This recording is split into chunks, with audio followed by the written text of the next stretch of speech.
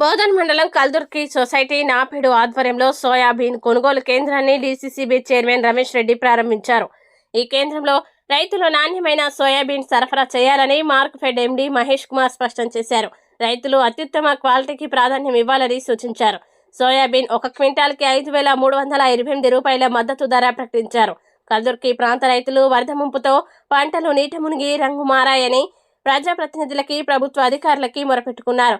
Bodhan tahsildar Vithal, cluster అధికారి Ravinder, Kaldurki chairman Sharath, market కేమీ chairman Sheela Shankar, vice chairman Vasanth, DCC delegate Gangashankar, Congress మండల ప్రెసిడెంట్ నాగేశ్వరరావు, బ్లాక్ కాంగ్రెస్ అధ్యక్షులు నరేందర్ రెడ్డి, నాయకులు ఇల్తేఫు శంకర్, గణపతి రెడ్డి, ప్రకాష్ పటేల్, సంజీవ్ రెడ్డి, శ్యామరావు, రైతులు తదితరులు పాల్గొన్నారు.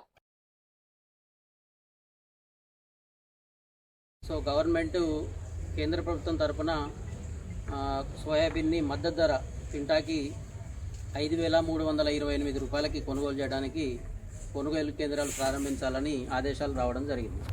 సో దీనికి సంబంధించి ఈరోజు మొదటగా నిజామాబాద్ జిల్లాలో కల్దుర్తి సొసైటీ పరిధిలో ఈరోజు ప్రారంభోత్సవం చేసుకోవడం సంతోషంగా ఉంది.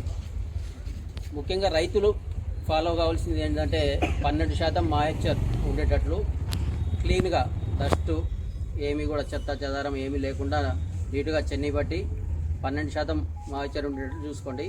సో ఇన్ని రోజులు ఆగిరు, రేపేళ్ళ నుండి తుఫాన్ ప్రాబ్లం ఉంది కాబట్టి మోంతా తుఫాన్ ప్రాబ్లం ఎఫెక్ట్ మనకు కూడా కొంచెం కనిపిస్తుంది. సో జాగ్రత్తగా టార్పలిన్లు కప్పి ఉంచి రేపేళ్ళ నుండి మీ పంటని కాపాడుకోండి. ఒక 1 or 2 డేస్లో మనం కంటాలు మొదలు పెడతారు. అంటే తుఫాను కారణంగానే ఇక్కడ తెచ్చిపోస్తే మీ తడుస్తే అనే ఉద్దేశం అంతే. ఈరోజే కంటాలు మొదలు పెట్టచ్చు, బట్ 1 or 2 డేస్ మీరు పంటను కాపాడుకోండి. ఇమీడియట్గా కంటాలు మొదలు పెట్టిద్దాం. వితిన్ గవర్నమెంట్ నామ్స్ ప్రకారం 72 గంటల్లో మీ అకౌంట్లో డబ్బులు పడతాయి.